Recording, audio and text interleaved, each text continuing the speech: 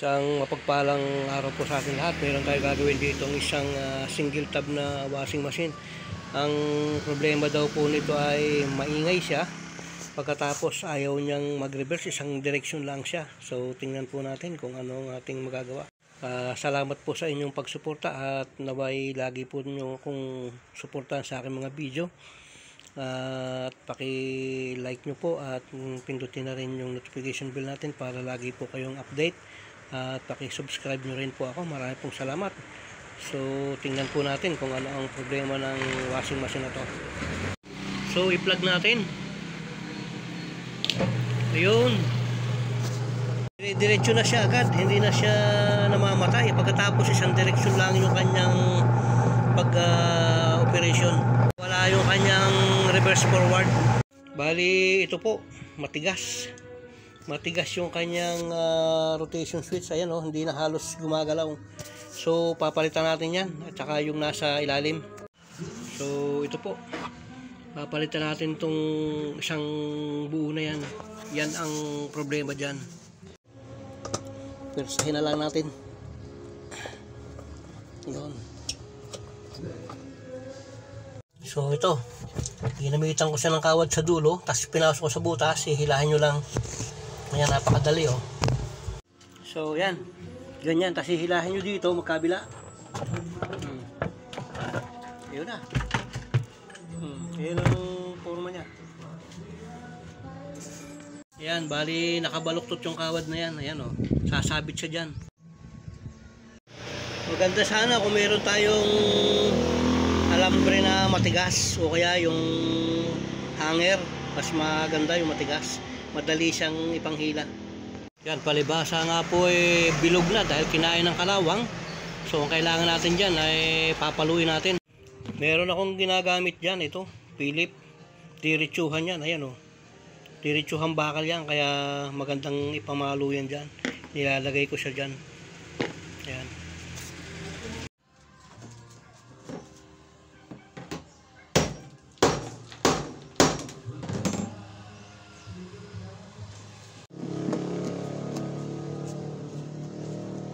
Ayan, ang luwag na, di ba? Labas agad siya eh. Kasi nayayanig siya eh. Tatanggal yung kapit niya sa loob. Maganda naman yung tornilyo niyan eh. Ang pangit lang dyan yung nasa labas. Kaya ang ganda pa ng tornilyo sa loob. Yan. Kaya kailangan isasyak lang natin.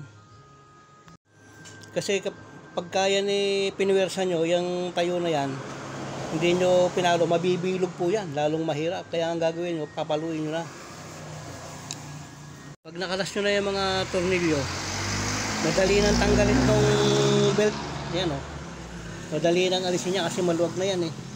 Ikutin mo lang ng kaunti yan. Ayun o. Oh, yun. Tanggal na kagad o. Yan o. Ang laki na ng alog niya o. Oh. Yan o. Sabihin, palitin yan. Basta ganyan. So, putulin natin itong mga ito.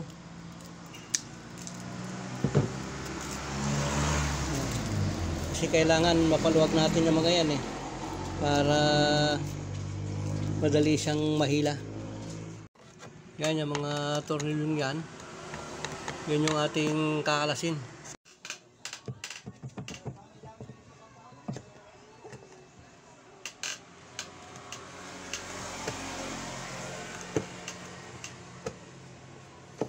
Pihitin lang yan. Tanggal yan. Bali apat yan.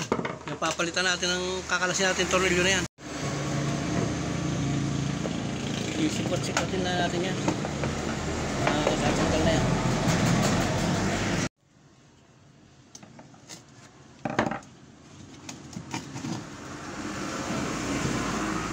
So ayun. Okay na. Tanggalan natin. So yan ang kanyang kabuuan. Yan. Luman-luma na to. Palitin na talaga yan. Ayan o. Lakas na ng kalog.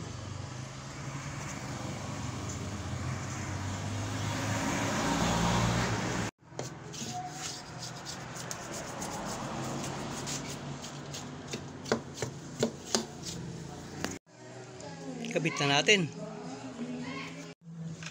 Kabit natin. Tapat lang natin yung metal screw dun sa butas. siya. Lagyan muna natin siya ng isa. So, pita natin yung mga metal screw niya para siguradong matibay.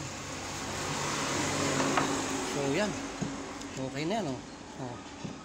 Kaya ang ibabaw, walang kagalaw-galaw yan, oh. Oh, tibay na matibay.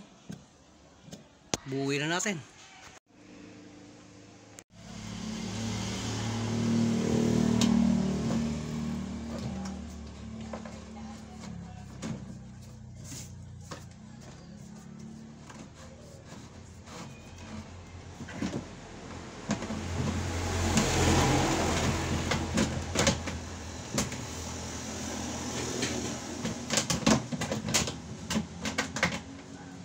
Kabit na natin tong belt. Yan. Tutulak-tulak lang natin yan.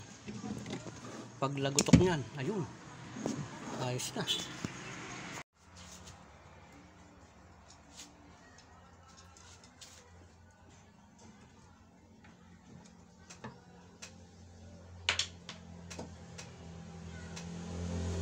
Palibasa nga po yung sira tong wash timer na to. Palitan na rin natin. Ito siguro dahil hindi niya matanggal yung tornilyo na yan, yung metal screw, ang ginawa niya, pinaso niya. Ayan, oh. Sinunog niya. Ayan, oh. Bakit pa yung pinagsunugan eh.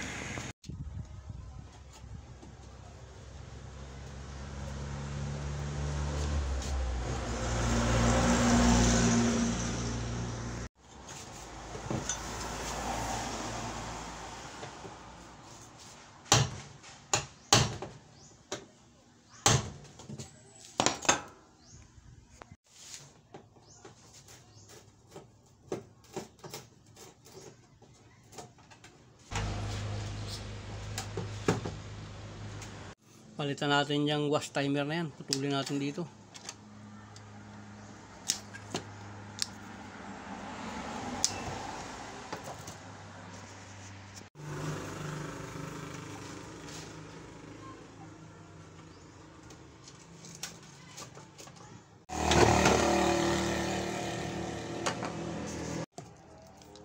So ito, palitan natin to.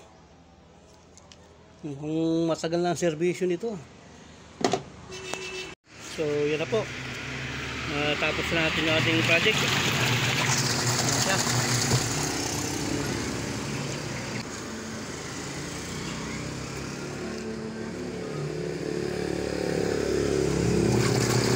Reverse forward na siya. Yan, oh.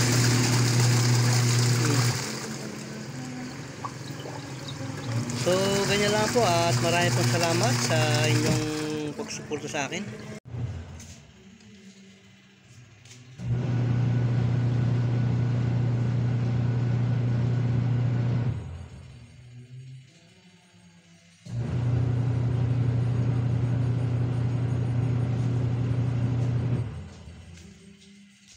So marami pong salamat sa pagsuporta nyo po sa akin.